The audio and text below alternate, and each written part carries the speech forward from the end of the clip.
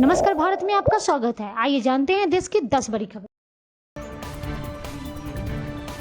असम मिजोरम सीमा विवाद पर राहुल गांधी ने मोदी सरकार पर साधा निशाना।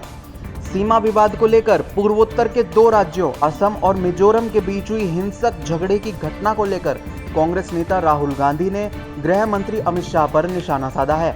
उन्होंने इस घटना को अमित शाह की नाकामी बताया और कहा कि उनकी वजह से ही नागरिकों में नफरत और अविश्वास पैदा हो रहा है।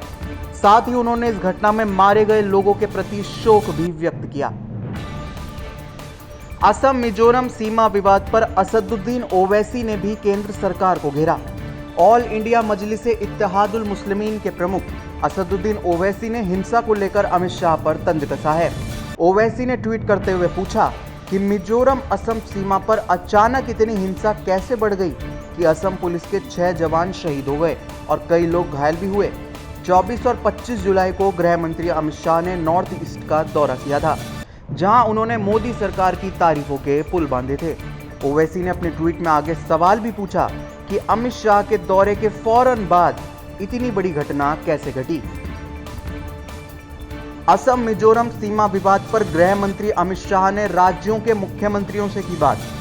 गृह मंत्री अमित शाह ने असम और मिजोरम के मुख्यमंत्रियों से फोन पर बात की और विवादित सीमा पर शांति बहाल करने और समाधान खोजने की बात भी कही।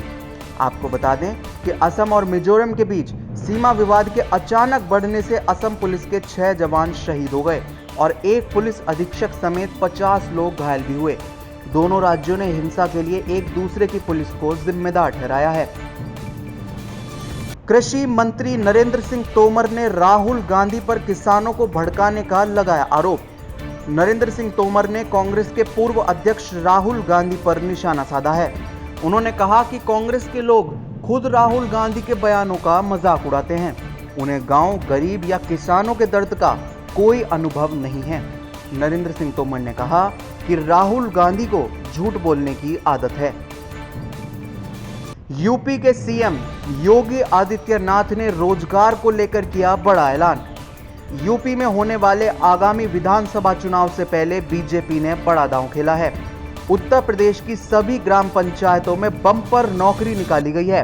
बीजेपी सरकार प्रदेश में जितनी ग्राम पंचायतें हैं उतने ही डाटा एंट्री ऑपरेटर की नियुक्ति करने जा रही है। यूपी में पंचायत सहायकों की नियुक्ति की प्रक्रिया 2 अगस्त से शुरू हो जाएगी। इस पूरी भर्ती प्रक्रिया को महज 40 दिनों में पूरा करने का लक्ष्य रखा गया है। बसपा सुप्रीमो मायावती ने यूपी चुनाव को लेकर किया बड़ा दावा। यूपी में ब्राह्मण वोट साधने में जुटी बसपा प्रबुद्ध वर्ग संगोष्ठी का आयोजन कर रही है, जिसे पहले ब्राह्मण सम्मेलन का नाम दिया गया था। मायावती ने दावा किया है कि पार्टी के इस सम्मेलन से विरोधी दलों की नींद उड़ी हुई है। उन्होंने आरोप लगाया कि इसे रोकने के लिए विपक्षी दल तमाम तरह के हथकंडे अपना रहे हैं। यूपी के डिप्टी सीएम केशव प्रसाद मौर्य ने विपक्ष पर साधा निशाना। केशव प्रसाद मौर्य ने कहा कि आगामी विधानसभा चुनाव में सपा और बसपा का हाल 2017 के पिछले चुनाव से भी ज्यादा बुरा होगा। मौर्य ने कहा कि ये पार्टियां चाहे जो अभियान चलाएं, लेकिन बीजेपी जातिवाद का पक्ष नहीं रख सकती। उन्होंने कहा कि जहां तक सवाल बसपा का है तो मीडिया भले ही उसे काफी ऊपर दिखा रहा हो, लेकिन जनता अब उसे अच्छी तरह से जान चुकी है। ओलंपिक पदक विजेता मीराबाई चानू को मणिपुर सरकार ने दिया सम्मान। रजत पदक विजेता मीराबाई चानू को मणिपुर पुलिस विभाग में अतिरिक्त पुलिस अधीक्षक यानी एडिशनल एसपी के रूप में नियुक्त करने का फैसला किया गया है। राज्य के सीएम एन बीरेन सिंह ने पोरोमपत में क्रायोजेनिक ऑक्सीजन प्लांट के निरीक्षण के दौरान ये ऐलान किया। साथ ही एन बीरेन सिंह ने कहा कि मीराबाई चानू को 1 करोड़ रुपए का इनाम भी दिया जाएगा।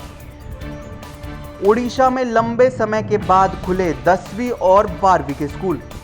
ओडिशा में 3 महीने से भी ज्यादा समय के बाद 10वीं और 12वीं कक्षा के विद्यार्थियों के लिए स्कूल फिर से खुल गए हैं।